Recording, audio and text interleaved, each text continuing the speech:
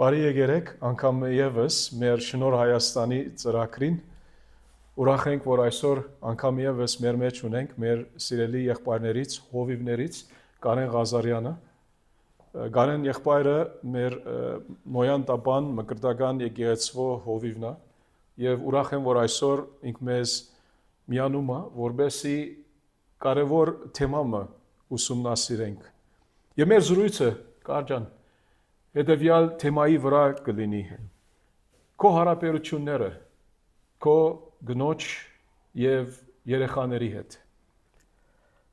Ուրախ եմ, որ հրավիրեցիր Հովիկ ջան այս հետաքրքիր նյութը թեման ուսումնասելու իրար հետ եւ ուրախ եմ, որ կարող ենք իրար հետ օգտակար լինել, ծառայել մեր եղբայրներին եւ քույրերին, ովքեր որ հիմա մեզ կդիտեն եւ ուրախ կլինեմ, որ նաեւ կարող ենք այսպեսով ծառայել մեր եղբայրներին եւ քույրերին։ Այո, շատ հետաքրքիր եւ շատ կենսական հարց է, որ ինչպես պետք է քրիստոնյան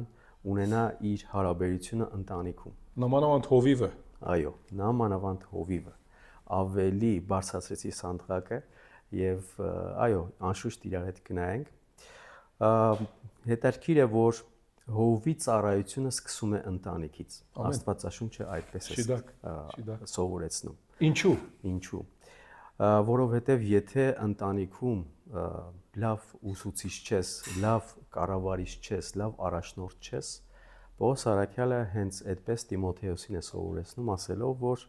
չի կարող ինքը գնալ եւ լինել եկեղեցու որպես ծառայող, առաջնորդ, հովիվ եւ նաեւ սարկավակ։ Եթե կուզես, կարող ենք հիմա անդրադառնանք այդ հատվածը։ Իհարկե, որտեղ որ Պողոս առաքյալը երեցական այս ուղերձը ուղերթում է եկեղեցին ու շատ ուրախ եմ, որ Աստվածաշունչը ինքը երբեք բաց չի թողում որևիցե մի հարց, ինքը մանրակրկիտ բացատրում է եւ քեզ թույլ չի տալիս, որպեսզի դու ինչ-որ ինքնակամ ինչ-որ գործողություններ անես։ Աստված ինքը ամեն ինչ նախապես ծրագրել է, նախապես գրի է արել, որպեսզի մենք որևիցե մի բաց թողում չունենանք եւ գնանք ինչ-որ հնարամտության եւ դրանով արդյունքում մեղք գործենք։ Եվ սրանով շատ եմ ուրախացած, շատ եմ հիանում Աստծո խոսքով, որ ամեն անգամ բացելով Աստվածաշունչը մենք կարող ենք բացահայտել այդ նրբությունները եւ լինել այդ ներդաշնակ հարաբերության մեջ, թե ընտանիքում, թե Տիրոջ հետ։ Այսպես է ասում Աստծո խոսքը, ես վստահ եմ բոլորն էլ գիտեն այդ հատվածը, առաջի Տիմոթեոս 3-րդ գլուխ, առաջին համարից մինչև 7-րդ համարը վերաբերվում է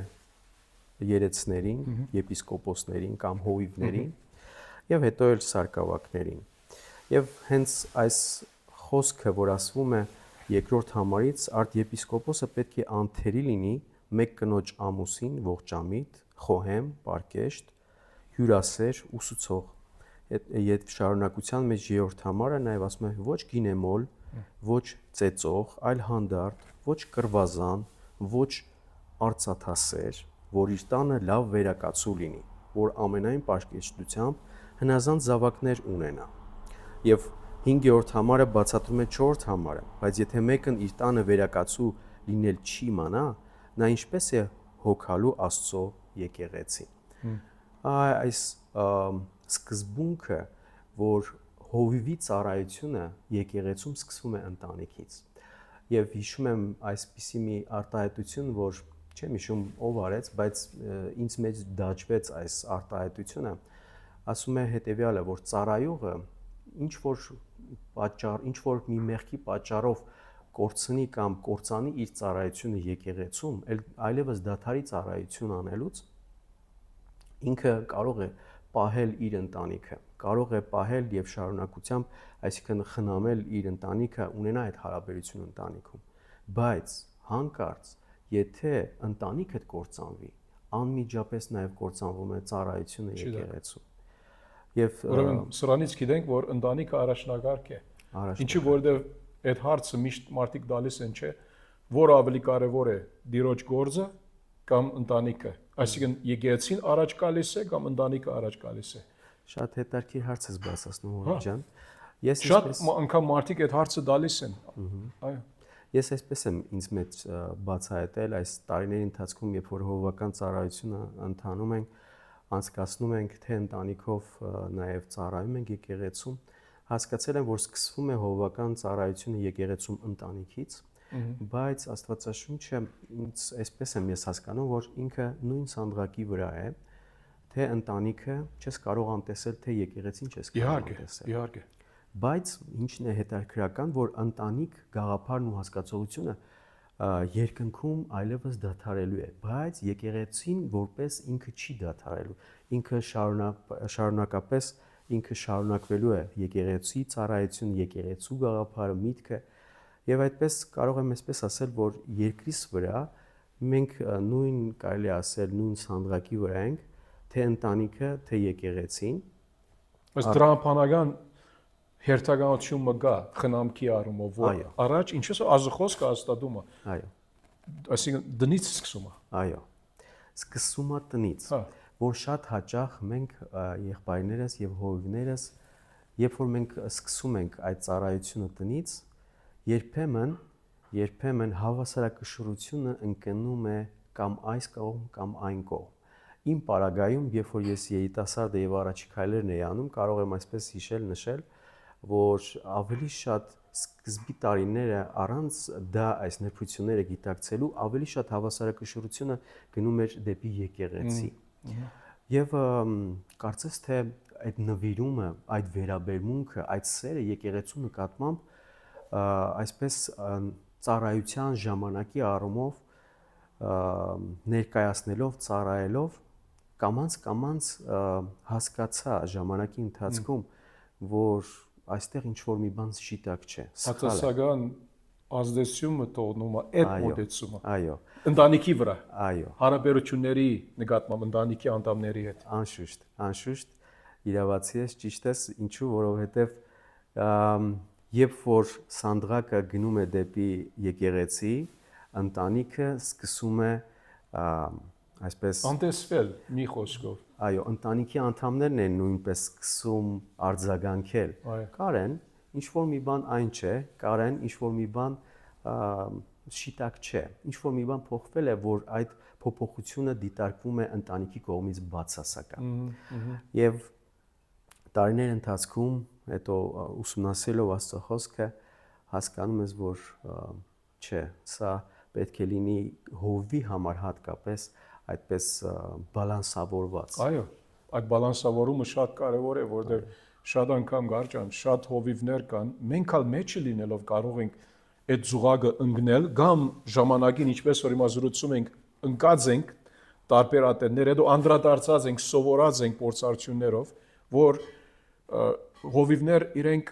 վազվզում են ազգործից հետևից, մի խոսքով, այս ծառայությունը, այս հանդիպումը, այս ասենք այցելությունը, այստեղ քարոզելը, այնտեղ սա անել մյուսը, բայց ընտանիքը հանդեսվում է եւ վերջը անդրադառնում ես, որ դու գործունենում ես նրանց ոչ թե միայն հարաբերությունը, այսինքն գործունեում ես ասելով, այսինքն հարաբերությունների մեջ ընտանեկան դժվարություններ սկսում են պատահել եւ կարող է որ նույնիսկ այդ մոդեցումը ընտանիքի որոշ անդամների վրա այդ նեգատիվ բացասական տպավորությունը թողնի, որ մանավանդ երեխաները երբ տեսում են, որ բաբան հայրը մեջտեղ չկա, միշտ դուրսն է, միշտ եղբայրների հետ է, կամ ժողովների մեջ է, եկեղեցու ծառայության մեջ ներգրավված է, բայց հետո ինչ լինում է, երեխաները տեսում են, որ բաբա մեզ այդ ժամանակ չի անցկացնում։ Ես հիշում եմ տարիներու ընթացքում մենք սովորություն ունեինք ընտանիք ամեն ուրբաթ ընտանեկան ժամանակ էր երեկոն։ Դպրոցը երբ վերջանում էր երեխաների համար, փոքր ադենից, ուրեմն կեսօր հետ դուն գալիս էին զոնակ 2:30-3 ինչ որ է, եւ հետո նրանից հետքը միասին դուրս գնում էին, սա Կանադայում, մենք ունեինք այնտեղ Կանադայում ոնց որ Հյուսիսային Ամերիկա ամենամեծ մոլը, դրա մասին չէ մեր թեման, բայց հեշտ էր երեխաների համար, ինչու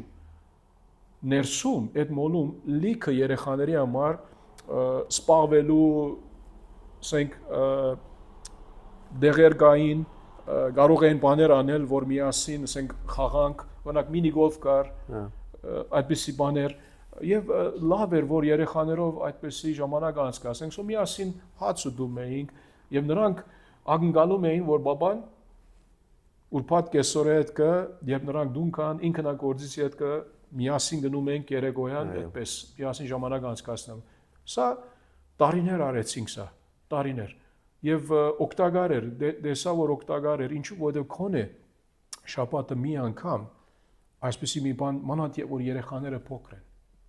իհարկե հիմա մի քիչ հետ ավելի կարծարծենք նամանավանդ որ հիմա ծեր երեխաներն ալ քո եւ ջիրա կրոջ բարակայում արդեն իսկ մեծացել են այո հիմա երկու աղջիկ ունեք երկու աղջիկ Մարինա 19 արդեն չափահաս է իսկ Էլենը արդեն 18 է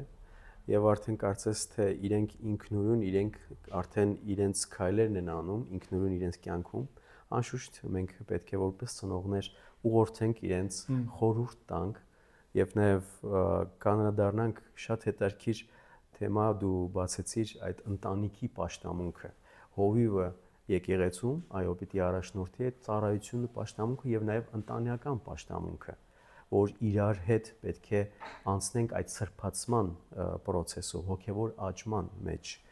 հենց Պողոս Հարաքյալն էլ նաեւ Եփեսացիս նամակի մեջ խոսում է թե անդրադառնում է ընտանիք որպես ամուսնություն կին եւ ամուսին հարաբերություն եւ նաեւ որպես երեխաների հետ կապված խնամք տանելու 5-րդ գլխի մեջ այո հետաքրքիր է որ նույն բառը օգտագործում է թե երեխաների նկատմամբ թե նաեւ կնոջ նկատմամբ ինչ առումով խնամք տանելու 5-րդ գլխի 29-րդ համարը այնտեղ ցույց է տալիս խնամքը եւ նաեւ 6-րդ գլխի 2-րդ համարը նաեւ նույնպես երեխաներին խնամք տանելու բայց հետաքրքիր է որ լավ դիտարկում է եւ այդ բառը ոչ թե միայն խնամք տանել այլ նաեւ Պողոս Հարաքյալը այսպիսի համատական է բերում ասելով հետեւյալի մասին որ ինչքան մենք սիրում ենք մեր անձերը այդպես էլ նաեւ պիտի մենք այսպիսի վերաբերմունք ունենանք մեր կանանց եւ երեխաներին մեկը որի իր կնոջը սիրի իր անձը սիրի չէ դերոջ խոսքը այդպես ասում է կարծես թե ինչ որ հայրերից մեկն է ասեց այսպիսի մի արտահայտություն ոչ մի բանական անznավորություն չի եղել այս աշխարհում, որ ինքը իր անձը ատի։ Այսինքն տարիների ընթացքում արդեն 40 կամ միգուցե ավել տարիների ընթացքում, երբ որ մենք նայում ենք մեզ հայլում, նայում ենք, տեսնում ենք ինչ-որ արդեն փոփոխվել է, ինչ-որ կնճիռներ են ավելացել, փոր է ավելացել, թեպետ նույնիսկ մեզ դուր չի գալիս այդ փոփոխությունները, բայց մենք տակավին սիրում ենք մեր մարմինը, մենք լվում ենք այն, մենք թրաշվում ենք, մենք մեր մազերն ենք կտրում, այսինքն մենք խնամք ենք տանում։ Եվ հենց այդ խնամքը թե նրբության նկատմամբ կանանց, մեր կանանց, թե նաև մեր երեխաներին ուսման մեջ այդ նրբությունը ցույց տալու, ասելու, որ ինչքան են իրենք մեզ համար թանկ եւ ասեմ Հովիկ անկեղծ, որ այս հարցում ինձ համար դժվար է այդ փոփոխությունը ունենալը։ Ես այն մի անձնավորությունն եմ, որ շատ հեշտ չի ասում իր կնոջը, որ իրեն շատ է սիրում։ Չգիտեմ ինչու, եթե իմ ընկերները, որ օրինակ նախկին ընկերներս, որ հիմա իմանային, որ ես որ իմ կնոջս ամեն անգամ խոստովանում եմ, որ իրեն շատ եմ սիրում, ինձ նայելով կասեն, սա այն կարենը չէ, գցի ծաղեն իմ վրա։ Բայց Աստված հենց այսպիսի ռադիկալ փոփոխություն է բերում մեր կյանքում, որ մենք պիտի փոխվենք եւ ցույց տանք մեր սերը մեր ընտանիքի նկատմամբ եւ այս ընտանեկան պաշտամունքը, աղոթքը, իրար հետ այդ փոխհարաբերություն ունենալը, ուրախություն ունենալը իրար հետ շատ անհրաժեշտ է, շատ անհրաժեշտ է։ Արաքյալը ինչ ասեց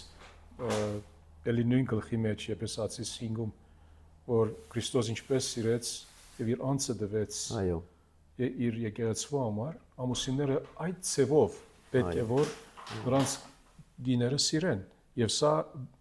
պատվեր է Սուրբ Գրային եւ ակնկալված է Աստծո մարդուց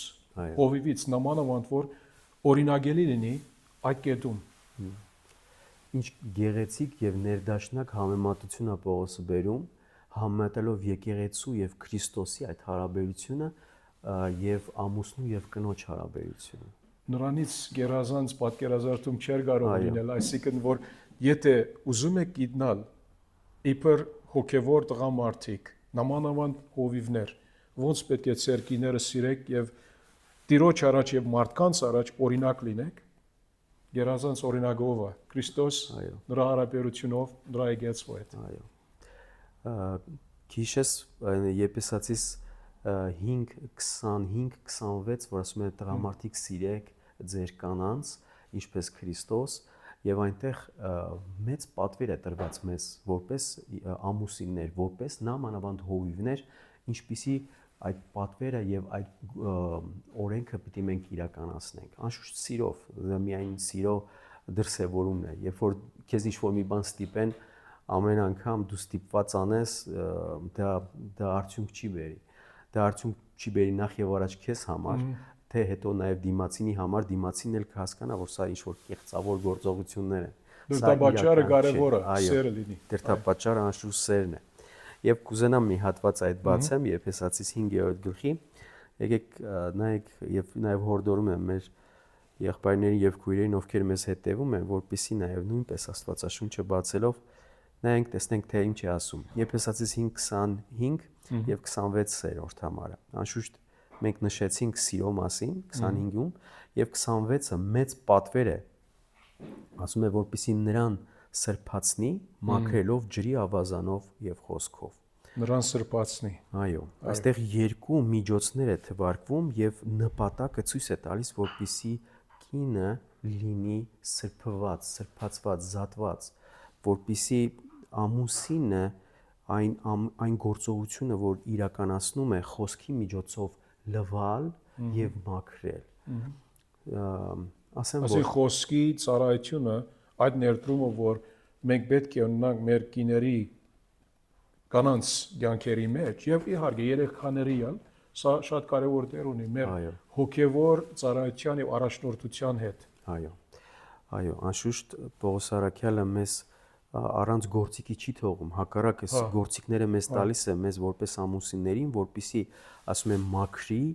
եւ լվա խոսքի միջոցով։ Դու որևիցե այլ լավագույն ներդրումը չես կարող քո ընտանիքում ունենալ միայն եթե դու խոսքը կարողանաս խոսքի միջոցով, Աստծո խոսքի միջոցով ծառայես քո ընտանիքին, քո երեխաներին եւ քո մտերիմին, քո մտերիմ ընկերոջը, կնոջը։ Եվ արդյունքում ասում է, որ կսրբանա, այսինքն ոչ թե միայն կին, այլ ընտանիքը այդ սրբացումը, այդ ներդաշնակությունն ու սեր հարաբերությունը կլինի։ Երբ որ ես երիտասարդ էի, մտածում էի, որ ամուսնություն հասկացողությունը դա ուղղակի լավ միջոց է քեզ լավ զգալու, քեզ բավարարված զգալու։ Եվ երբ որ ես երիտասարդ էի, անշուշտ ոչ էլ ապաշխարած եւ քրիստոնյա, ամեն անգամ ամուսնությանը դիտարկում էի իմ եսը բավարարելու, ինձ, բայց Աստվածաշունչը խոսում է հակառակությամբ, զոհաբերություն։ Եվ հենց ամուսնություն հասկացողությունն ու գաղափարն էլ հենց Աստծո հեղինակությունն է, ոչ թե մարդային ինչ-որ հնարամետությունն ու գաղափարն է։ Եվ հենց նույն այս գլխի մեջ Եփեսացիս, կարծեմ 29-րդ համարն է, որ Պողոս Արաքյալն ասում է իմ ոսկորը ոսկորից, մարմինը մարմնից, 30 համարը։ Մարմնից ու ոսկորներից, Ծննդոց 2:29-ը նույնպես ասում է ոսկորը ոսկորից, մարմինը մարմնից, ցույց տալով այդպիսի սերտ հարաբերություն, որ այս մոլորակում չկա այլ ուրիշ սերտ հարաբերություն, ինչպես ամուսինը եւ կինը։ Եվ անշուշտ չի կարող անտեսված լինել հովի ընտանիքում միայն ծառայես եկեղեցում, միայն քո ամբողջ զորությունը եւ ուժը ներդնես եկեղեցում եւ ընտանիքդ լինի անտեսված։ Եվ եթե այդպես հովիվը շարունակի իր ծառայությունը, ես կարող եմ ասել, եւ Աստծո խոսքն է այդպես ասում, որ նախ եւ առաջ դա մեղք է ծնելու,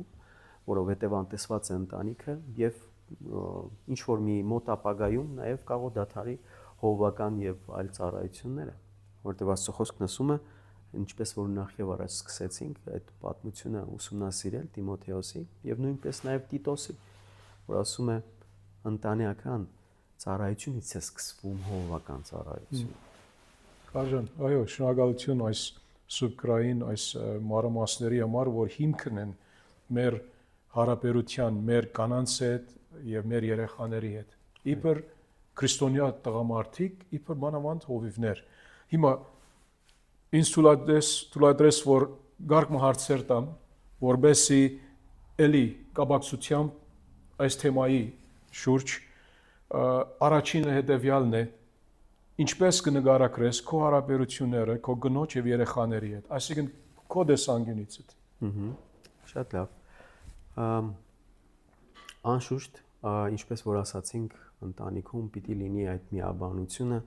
եւ չպիտի լինի բացակայությունը կամ հոր կամ մոր։ Եվ այսպես եմ ծրագրում իմ առօրյան եւ ունի հստակ եւ պարզ այդ կետը, որ պիտի անպայման ընտանիքի հետ մենք ամիսը մեկ անգամ կամ շաբաթը երկու անգամ իրար հետ ժամանակ անցկացնենք, գնան քաղաքից դուրս, ինչ որ միտեղ այցելել, ինչ որ մի նոր տեղ գնալ, որտեղ որ կլինի սերտ հարաբերությունը շփումը իրար հետ, որտեղ ինչ որ մենք գնում ենք, այո, գեղեցիկ է։ Այսինքն գնոջդ հետ միայն չեն ընտանյոք։ Ընտանյոք։ Այս պահին, քանի որ աղջիկները ուսանող են, մի քիչ դժվար է իրենց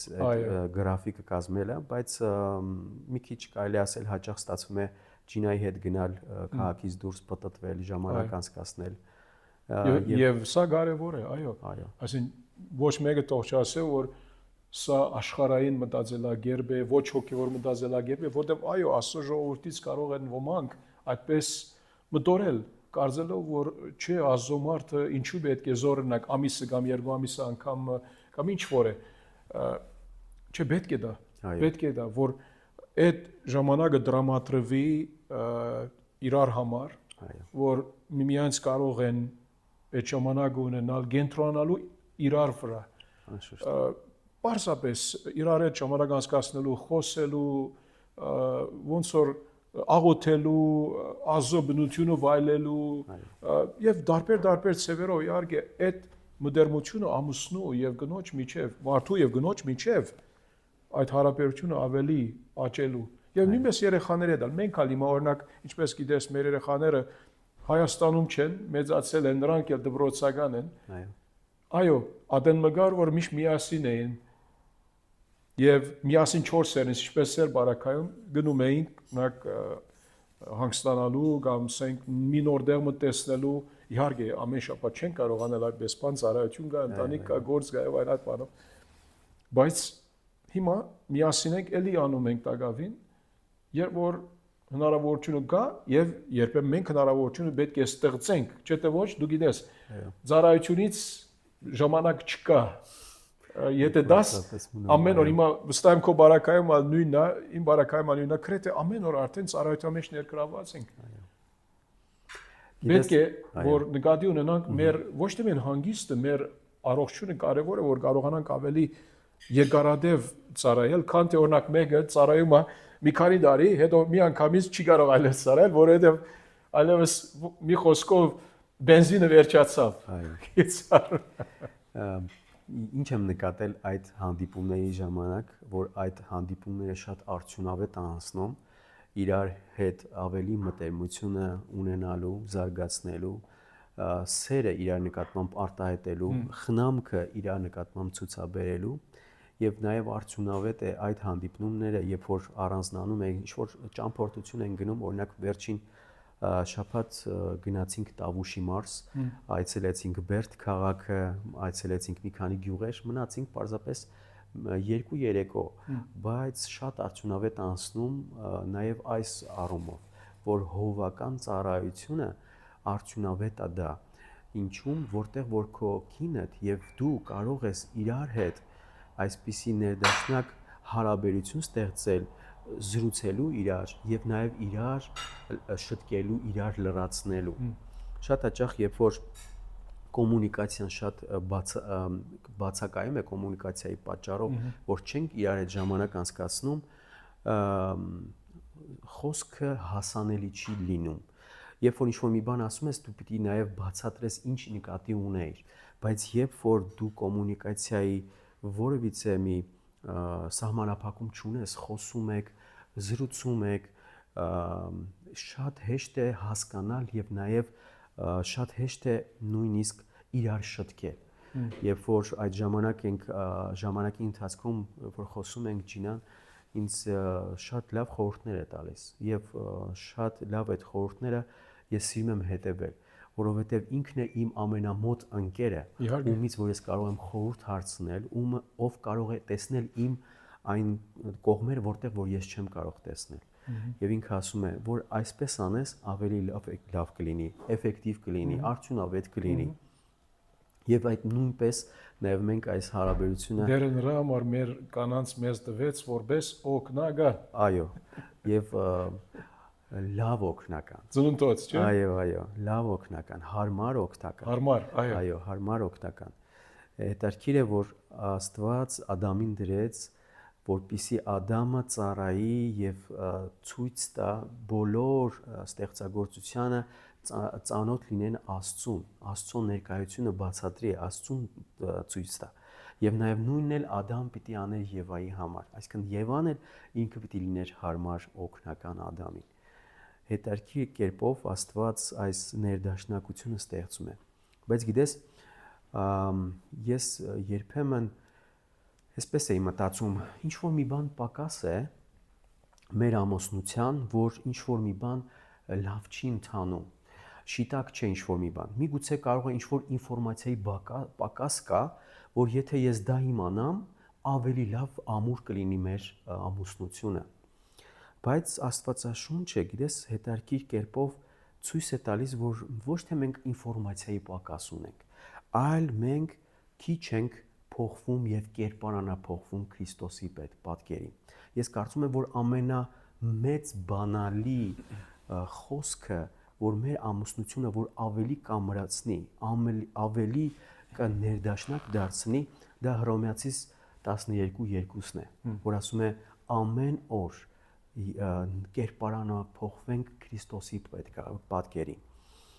Եվ հենց սա է բալանին, ոչ թե բալանին նա է, որ մեզ պատվեր է տրված եւ մենք այդ պատվերները չենք իրականացնում։ Մենք լավ գիտենք այդ պատկերները, բայց երբ որ մենք կերպարանափոխվում ենք Քրիստոսի պատկերին ենք նմանվում, ամբողջը գալիս է եւ դառնում է ներդաշնակ։ Եթե puzzle-ի նման, այո, եւ որ Քրիստոսով արդեն վերափոխվում ենք, նրա նման ավելի լինում ենք օրեօր, նրա բնութագրի համաձայն ինչ որ Հռոմեացիներ 8:29-ում ասած է, այո, որ Քրիստոսի պատկերին նման լինենք, սա է այդ մեծակույն բարին, որ Աստված ցանկանում է Հռոմեացիս 8:28-ում։ այո, Դերը ամեն բարի, ասենք թե մասին խոսում է, չէ, որ բարի այստեղ ասում է Հռոմեացիների 8:28-ը բարի կորձագից լինելու մասին, եւ այդ բարի կորձագից լինելը նրա կակատնագետը վերջնական, որ Քրիստոսի կերպարանագից լինենք։ այո, Այսինքն ինչ որ բան բադահի մեր կյանքում, որ մենք Քրիստոսի կերպարանագից լինենք եւ իհարկե մեր հարաբերությունը մեր կանանց հետ, մեր երեխաների հետ մեզ ավելի Քրիստոսա նման կանեն, եթե ազը խոսքի համաձայն կերպարանափոխվենք Քրիստոսի պատկերի համաձայն։ Ընթերցեմ այդ հատվածը, ասում է Հռոմեացիս 12:2 եւ մի կերպարանվեք այս աշխարհի կերպարանքով, այլ վերափոխվեք ձեր մտքի նորոգությամբ, որpիսի դուք քննեք Աստծո կամքը, թե որն է բարին, հաճելին ու կատարյալը։ Հետաքրքիր է, որ շատ պարզ խորհուրդ,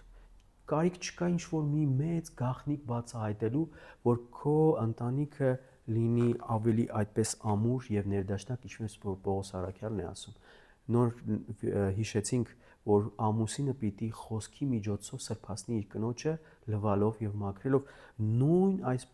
նաեւ պատվերը Պողոս Առաքյալն ասում է, որ խոսքը պիտի օգտագործես, որպիսի կերպարանվես, այսինքն քո կերպարանքը աշխարհայինից փոխվի եւ դառնա աստվածահաճո։ Ասում է իմանաս Աստծո կամքը։ Աստված իր կամքը ցույց է տվել իր խոսքի միջոցով, որը հաճելի է, բարի եւ կատարյալ։ Եվ դրա վերաբերյալ որևիցե քննադատում չկա, ինչպես որ Գաղատացիս է ասում 5-րդ գլխ, ասում է, որ 5:22-ում հիշում ես, որ հոգու պտուղները թվարկելով սեր, ուրախություն։ Հենց այդ ուրախությունը պիտի ընտանիքում լինի։ Հենց այդ ուրախությունը պիտի երևա ընտանիքում։ Պատկերացնում ես, որ ամուսինը ամեն օր աշխատանքից հոգնած գալիս է եւ այսպես բեռնավորված գալիս է տուն, դուռը բացում է, մտնում է մարտի դաշտ, որտեղ որ չկա այդ ներդաշնակությունը, չկա այդ կերպարանափոխումը Քրիստոսի պետք է պատկերին։ Դա այդպես լինի, ոնց պիտի լինի մեր ծառայությունը էֆեկտիվ, որքան էֆեկտիվ կարող է լինել։ Եթե այդպես այդ, ասենք, դժվարությունը, նեղությունը կա, դու գալի հետ կզգում ես, որ լարվածություն կա։ Այո։ Անմեկնաբանելի է։ Դա մեկնաբանության կարիք չկա, երբ որ դու հոգնած, բեռնավորված, ծառայությունը կատարած գալիս ես, դուռը բացում ես տան եւ մտնում ես մի նոր մարտի դաշտ, որտեղ որ չկա ներդաշնակություն, չկա հասկացողություն, չկա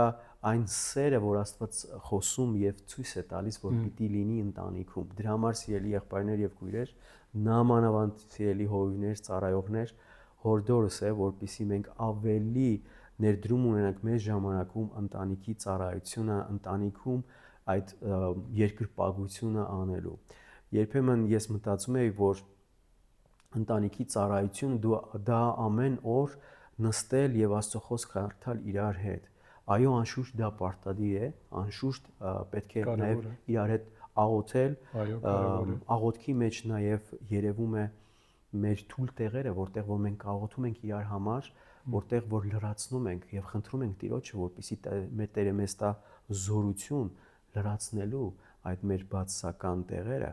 նաեւ էֆեկտիվ է, որպեսզի մենք իրար հետ ժամանակ անցկացնենք։ Իրար հետ այդ པարզ կոմունիկացիան հասկանալու իրար այդ մարտի դաշտը չլինի, այլ հակառակ այդ մարտի դաշտը բերել խաղաղության եւ ուրախության դաշտ։ Այսպես ասելով, որ դու ծառայությունը վերջացնում ես եւ շուտ վազում ես տուն, որպեսզի այդ խաղաղությունը, այդ ուրախությունը ունենաս։ Ես հատկապես իմ բնավորությունը իմանալով անշուշտ աշխատում եմ իմ բնավորության վերաբերյալ ամեն անգամ Աստծո խոսքը ուսումնասիրելով ինքը ինձ հանդիմանում է, որպեսզի ես վերափոխվեմ այդ սրբացման process-ը անցնելով, կարող եմ ասպես ասել, ես շատ լուրջ անձնավորություն եմ, կամ ես այդպես եմ մտածում իմ մասին, կամ ուզում եմ որպեսզի այդպես լինեմ, անշուշտ նաև հովվական ծառայությունը այդպես պարտադրում է, որպեսզի յուրաքանչյուր հարցին լուրջ վերաբերվես, բայց ես կարծում եմ, որ այս ուրախությունը պիտի լինի, պիտի երևա մեր ընտանիքներում, երբ որ կատակ ես անում, երբ որ խոսում եք ազատ իրար հետ, թե երեխաների, թե կնոջ հետ, որտեղ այս դու որպես տան տղամարդ, որ քեզանից երևա այդ ուրախությունը, որպես այդ ազատ շփումը, չլինի, որ ամեն անգամ գալիս ես լուրջ, այսպես ընտանիքի հայրը իբր առաջնորդը, պետք է որ օրինագելի լինի, չէ՞։ Այո։ Պիտի այդպես լուրջ դու չես կարող միշտ այդ կերպարի մեջ լինես, պիտի այդ ուրախությունը, ազատությունը լինի ընտանիքում։ Թեպետ չի լինի նորմալ կոմունիկացիա, չի լինի։ Կատակաները լավ բան է, չէ՞։ Այո։ Կնոջ հետ, երեխաների հետ ճիշտ կատակ, այո։ Այո, ճիշտ կատակը, մաքուր կատակը, լավ կատակը, իհարկե։ Ես ասեմ, որ ջանում եմ այս ծառայության մեջ, որպեսզի անձնապես ես փոխվեմ եւ անձնապես նաեւ այս ուրախությունը լինի մեր ընտանիքում։ Ոչ թե միայն լրջությունը, այլ նաեւ ուրախությունն է նույնպես։ Ուրեմն Կարճան, հիմա մի քիչ խոսեցանք, զրուցեցինք, որ ընտանիք իբր լավ ժամանակ միասին հանդիպում ոնց անում եք, նրա մասին խոսեցինք, այո, Աստծո խոսքի ընթերցումը, աղոթքը, հիմա գնոջ հետ, այո, երեխաների հետ ոնց անում ես, հիմա որ նրանք մեծացել են, ինչու որովհետև երեխա եղած դենին Աստծո խոսքը նրանց հետ կարդալը, աղոթելը մի բան է, հիմա նրանք եթե սպաղ են, կամ ներկա չեն, Ոնց անում ես։ Շատ լավ հարց ես տալիս։ Եվ այսպես կարող եմ ասել, իմ առօրյայի մեջ դա այսպես է երևում։ Երբ որ, ինչպես ասացի, ուսանողներ են իրենց ժամանակը չեն կարող ավելի շատ տրամադրել, որպեսզի իրար հետ ժամանակ անցկացնել, ես այսպես եմ ծրագրում, որ պարտադիր իրար հետ պետք է հաց ուտենք տանը, ընթրիքը կլինի, ճաշը կլինի, սպասում ենք։ Եվ կարևոր է այդ փուլը, այո, միասին այդ ժամանակը միասին ունենալը, հաց ուտելու։ Եվ պարտադիր ոչ թե դա սենց ձևական, այլ պարտադիր հարց եմ տալիս երեխաներին, ինչպես է իրենց ուսումը, ինչ փոփոխություն կա։ Ինձ համար էլ հետաքրական, որովհետև քարոզի մեջ նոր ինչ-որ մեջբերումներ անել կամ ինչ-որ նկարազարդումներ անել, դա էլ է հետաքրական։ Էլենը փոքրս հիմա ինքը Թելեմեզանում է սովորում, ինքը արվեստի այսպես բնագավառում է, նկարում է եւ սովորում է նկարել, ես էլ սիրում եմ հետեւել, նայել, տեսնել ինչպես է իր արդյունքները եւ այս հարցերի հետ կապված շատ նաեւ կարեւոր եմ գտնում, որ նաեւ ամեն անգամ ինչ որ մի աստվածյա շնչից ինչ որ ուղերձ փոխանցել երեխաներին։ Այսինքն օգտագործում ես նրա ուսումը օրինակ կամ նրանց ուսման հետ կապ ունեցող մի բան, այո, եւ նրանով ասող խոսքը մի ասենք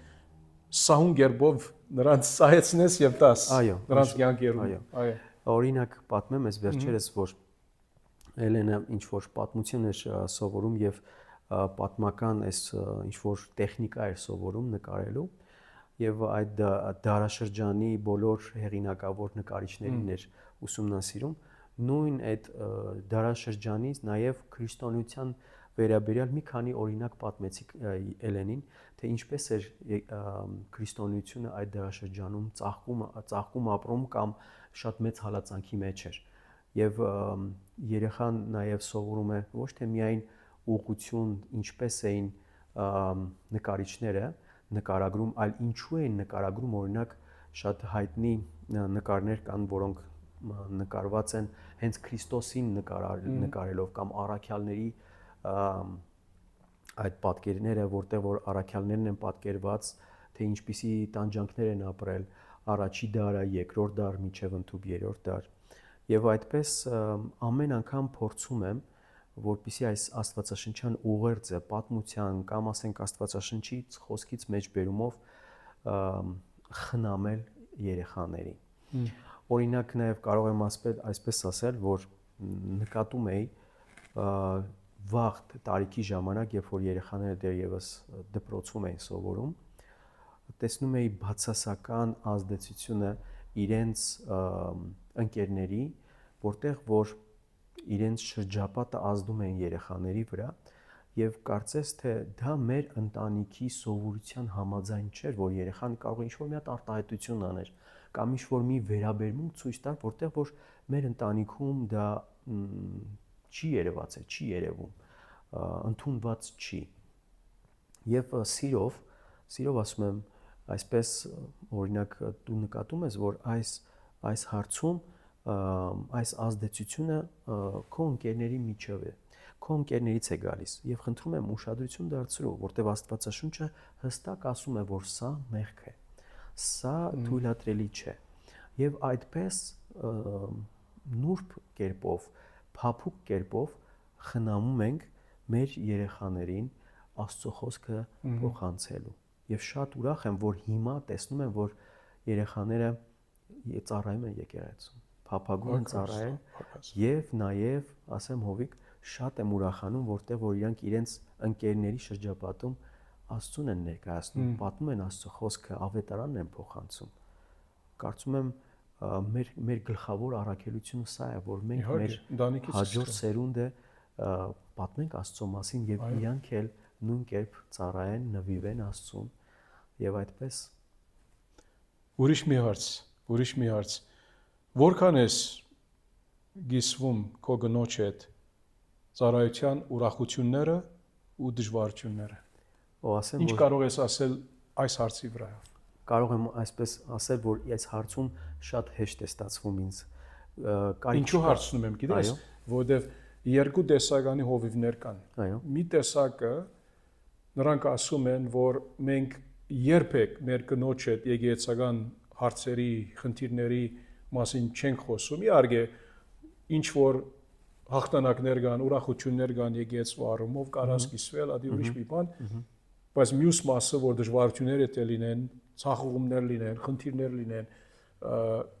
ուրեմն կան հովիվներ, որոնք ասում են, որ մենք երբեք չենք կիսվում։ Ուրիշները ասում են, ես ու գինս մենք այստեղը թիմ ենք, մի խումբ ենք։ Այսինքն ինչ որ ես գիտեմ, գինսալ գիտի կամ կգիտնա։ Իհարկե, կարող ենք ասել, որ երկուքի միջևալ ուրիշ տեսականի հովիվները կարող են լինել, ինչու որտեվ օրինակ ես իմ անձս վկայելով ես երկուքի միջև եմ, ինչու որովհետև կան բաներ, որ միայն ես գիտեմ, ինքը պետք չունի գիտնալու, կան բաներ, որ ինքը պետք է գիտնա եւ կասեմ, կգիսվեմ նրա հետ։ Շնորհակալ եմ, որ բարձաբանեցիր հարցը, որովհետև սկզբից մի քիչ այլ հասկացա։ Շնորհակալ եմ քո հարցի բացատրմանը։ Ասեմ, որ շատ հեշտ է ստացվում, որովհետև միշտ իրար հետ ենք ծառայում, բայց հովվական ծառայությունը մի քիչ այլ է։ Մենք իրար հետ ծառայում ենք ճամբարների ընթացքում, ամառվա շրջանում եւ նաեւ ամառը, երբ որ ավարտվում է, այցելում ենք տարբեր եկեղեցիներ, նույն այդ մանուկներին եւ այդ ծառայությունը իրար հետ անցկացնելով կարիք չկա ինչ-որ մի բան ասելու կամ չասելու, որտեղ ինքը ամեն օր իմ հետ է։ Բայց հովվական ծառայությունը եկեղեցում փորձում եմ այդպես ինչպես որ դու ես ներկայացնում բալանսավորել, անպայման չէ որ ամեն ինչ իմանա, որովհետև սա նույնպես կարա ծանրաբեռնի, կարող է ծանրաբեռնել բարապ դեղ նրա ավելո բեռնավորվել։ Անշուշտ։ Այդ ծանրաբեռնի եւ ես էլ չեմ ուզում որպիսի այդ ծանրությունն ու բեռը, որը տրված է հովվի ծառայությանը, նույն այդ ծանրությունն ու բեռը դնեմ իր ուսերին։ Դրա համար ցանկանում եմ, որպիսի այն բալանսավորված լինի։ Կարծում եմ, որ բավարար է, որ իրար հետ ծառայում ենք, ընդգրկված ենք այդ ավետարանչական ծառայության մեջ մանուկների շրջանակում, երիտասարդների շրջանակում եւ եկեղեցում կան անշուշտ խնդիրներ, հարցեր, որ երբեք չեմ ասի։ Երբեք չեմ ասի, որովհետեւ կապված են օրինակ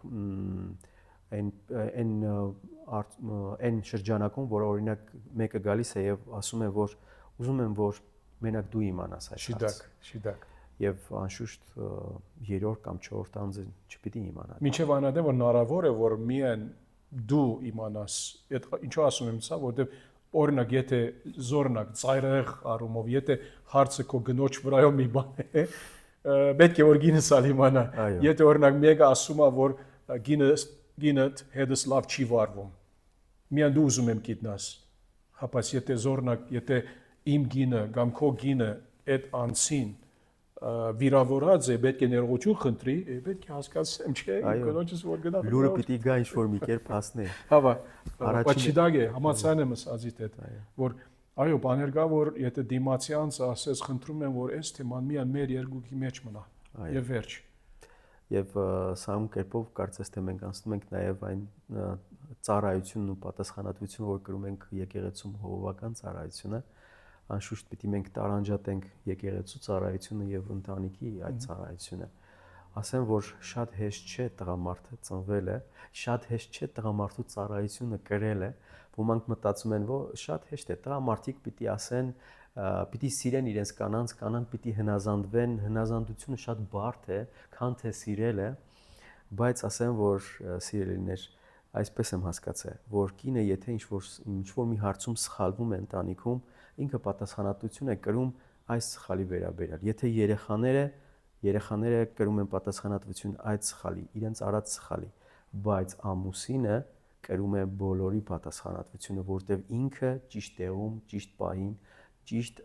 ընթացք չի խնամել, չի խորհուրդ տվել եւ այդպիսով վրիպել է եւ դրա պատճառով հարցեր է առաջանում ընտանիքում։ Դրա համար ասեմ, որ շատ մեծ պատասխանատվություն է որպես տղամարդ լինել ընտանիքում, նամանավանդ հովիվ որպես ընտանիքում, որովհետև ոչ թե միայն դու ամուսնական ծառայությունը կամ հայրական ծառայություն ես անում, այլ նաև որպես հովիվ պիտի նաև օրինակ լինես։ Դու չես կարող լինել ձևական հովիվ ընտանիքում եւ այդ նման դերը լինի եկեղեցում։ Շատ հեշտությամբ կարող է պատառոտվել այդպիսի հովովի դեմքը 1-2 Բացահայտվի, այո, շատ կբացահայտվի։ հեշտությամբ, այո։ Եվ դրա համար կարծում եմ, որ շատ կարևոր է, որպեսզի մենք եղբայրներով ճիշտ ժամանակ հատկացնենք մեր ընտանիքներում լինելու ծառայությունը արդյունավետ անցկացնելու եւ աղոթելու իրար հետ, ժամանակ անցկացնելու, ուրախանալու իրար հետ եւ փառավորել Տիրոջը այս միաբանությամբ։ Եվ այդ բաները, որ ասեցիր Գարջան, մինչև հիմա, այսինքն թե օրինակ նույնիսկ սովորությունը, որ առօրյա սովորությունը միասին հաց ուտեք, ընտանիք, հետո եկեղեցիում ծառայելը, լա աղջիկները, լա ժինակույրը միասին, որբեսի այդ բանը լինի։ Այս բոլորը ուրեմն կարևոր դեր ունեն, որ ընտանիքի հարաբերությունը այդ ավելի զարգանա միմյանց հանդեպ։ Այո, բարձ բաներ են կարելի ասել ոմանց համար, բայց չէ, սրանք հիմնական են։ Հիմնականորեն այդ հաց ուտելու բահը մանավանդ երբ ասեմ դիդմամբ միտումնավոր գերբով նկատի ունենանք, որ այդ հաց ուտելով իրար հետ շփվենք, խոսենք, նույնիսկ այդ բարձ աղոթքը, որ հաց ուտելու ադենանում ենք, սա մեծ դեղ ունի մեր հոգևոր ծառայության մեջ, ինչու մեր ծառայությունը սկսվում է մեր ընտանիքից, չէ՞։ Եթե մեր ընտանիքը վնասվի, մեր ծառայությունն էլ վնասվում է։ Անշուշտ։ Եթե մեր ընտանիքը այսպիսով մենք հոգադարություն ցուցաբերենք, անգետքը մեր ծառայությունն էլ, ինչպես ասեցի, եւ որ դնից ներս մտնում ենք, ինչ լինում է, մենք որ այդ հանգիստը զգում ենք, որ ջնշում չկա, լարվածություն չկա գնոջ կողմանից, երեխաների կողմանից, եւ որ տեսնում ենք, որ նրանք մեզ ընդունում են ուրախությամբ եւ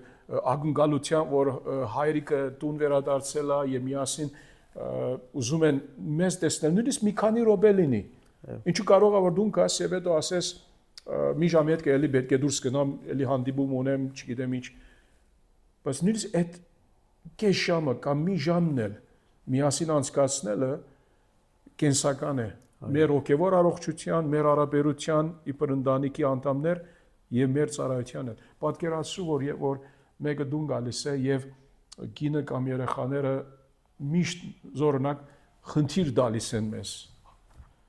Մեր արդեն մտքերը արդեն մտահոգված կլինեն, աղոթքի մեջ կլինենք, այո, այդ ջնշումը գա արդեն չի բավեր եկեղեցական ծառայության ջնշումը, ինչու եկեղեցական ծառայությունը եւ ընտանիքի հոգադարությունը հոգեվոր պայքար է։ Այո։ Երկուսը միասին առնելով հոգեվոր պայքար է։ Ուրեմն պետք է որ նկատի ունենանք, որ այո, թշնամին, սատանան շատ կարևորություն տալիս է մեր ընտանեկան կյանքերի նկատմամբ։ Այո։ Գիտես, ինչպես որ նկարագրեցի օրինակի մեջ, որ եթե ընտանիքը դա մարտի դաշտ է, անշուշտ մարտի ընթացքում եւ ընտանիքը այնպիսի մի վայր է, որտեղ որ Աստված ստեղծում է, որ պիտի այդ ներդաշնակությունն ու ուրախությունն ու սերը պիտի լինի երեխաների եւ կնոջ միջև, եթե այդտեղ մարտի դաշտ է, արդյունավետ մի սպասիր եկեղեցում։ Արդյունավետությունը մի սպասի եկեղեցում, որտեղ եկեղեցում մարդիկը կտեսնեն հետո վերջը զգում են, որ սխալ մի բան կա, զորնակ Հովվի եւ նրա գնոջ միջև հարաբերությունը բեդ եղած սևով չէ, կամ երեխաների եւ Հովվի միջև։ Հա, հիմա հասկանում ենք, երբեմն որոշ իրադարձություններ կարող են բادرել մեր կյանքերում, որ մենք նրանց վրա վերահսկում չունենք, բայց եւ որ լուր ունեցանք, պետք է աշխատենք այդ խնդիրների վրա, այդ իրադարձությունների հետ կապված, որովհետեւ լուծենք հարցը, որ հետո չլինի, որ մեր վկայությունը, որ Քրիստոսի վկայությունն է, վարգապեկվի մարդկանց առաջ, որովհետեւ մեկը թող չի կարծի, որ բարձրապես որ մենք սիրում ենք Տերը, ուրեմն ընտանիքը եթե մի քիչ անդեսվի մեր կողմանից իբր հայրեր, չէ, մենք լավ քարոզում ենք, լավ ծառայում ենք, վազվզում ենք, հասնում ենք այդսաղ, չէ, նրանք առաջնագարկ չեն այդ առումով, որ եթե ինչպես կարդացիր Պողոս Արաքյալի խոսքերից 1 Տիմոթեոս 3, 4-5 այդտեղից, հա, եթե ընտանիքը վնասվում է, անդեսվելով, որ չի տեսնում մեր սերը հոգադարությունը, ժամանակ անցկացնելը, գիսվելը նրանց հետ, մեր ասենք առօրյա հոգսերը նույնիսկ երբեմն որոշ բաներ որ կարող են կիսվել իհարկե որ կինը ակնկալում է օրինակ որ ոնց էր այսօր օրը եթե ասա այն բան լավ է վերջացավ ասեմ մի խոսքով ժամանակ չունես էլի մի քիչ խոսելու բայց մեկ-երկու բան կարող եմ ասել որ այսօր այս մարդը արավեր է գալ կամ այս ուրախությունը գարի գեցված արայության մեջ որ այս ինչ անցի հետ խոսեցա կաչալերվեց ուրախացավ մեղք ուներ խոստովանեց եւ ինք ուզում է գիրակի օրը եկեցի կա զորնակ առաջին անգամ լինելով սա ուրախությունը որ կարող են կիսվել եւ ինք գինը աղոթքի ներգրավի այդ անցի նկատմամբ այո գիտես ամերիկյան գիտնականները վերջին այս 10 տարվա ուսումնասիրության ընթացքում մի հատ մեծ հայտնագործություն են արել որը շատ ուրախալի լուր է պատկերացնում եք ամերիկյան գիտնականները որ վերջին 10 տարում ուսումնասիրել են տղամարդու եւ կնոջ այս հարաբերությունը հասկացել են եւ բացահայտում են արել որ իրենք տարբեր են եւ կարծես հենց դու այս թեման ես արծացում մեր տարբերություն լինելը ինչպես մենք տարբեր ենք եւ նաեւ ինչպես մենք կարող ենք իրար լրացնել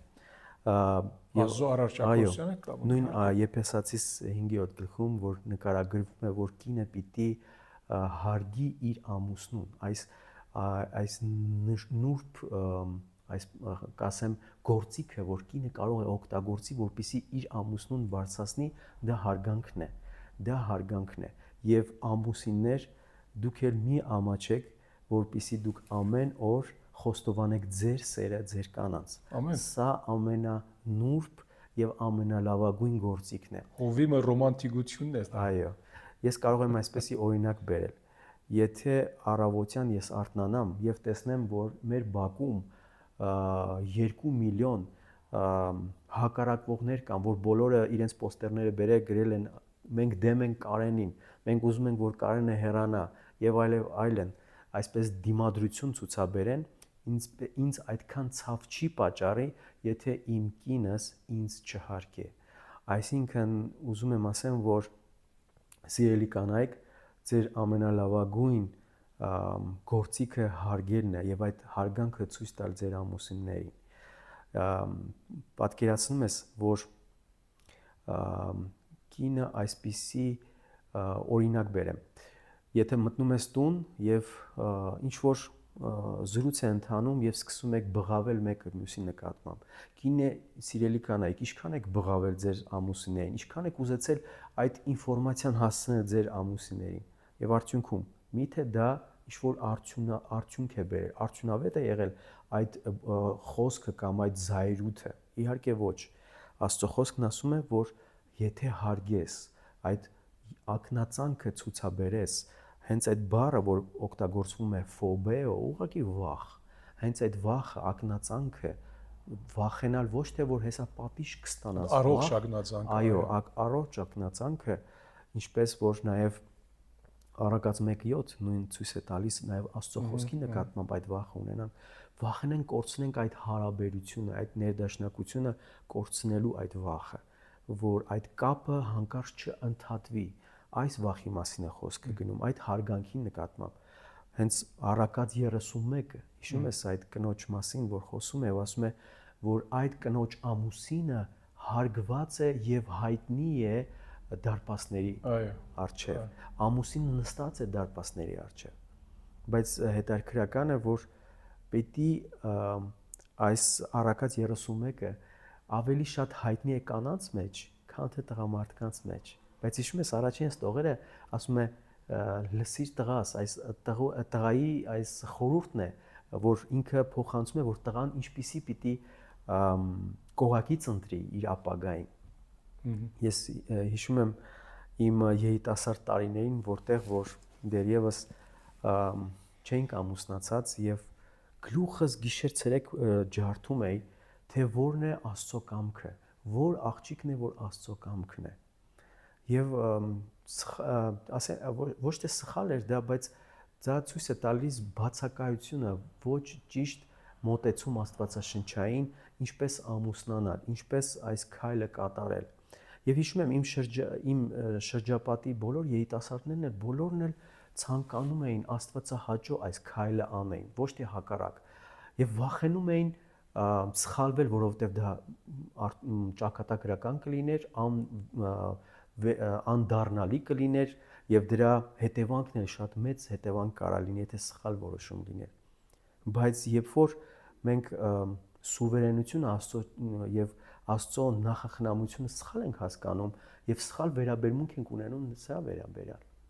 Այո։ Աստված թույլ է տալիս, որպեսզի մենք ամուսնանանք եւ այդ որոշումը կայացնենք, այդ ընտրությունը կատարենք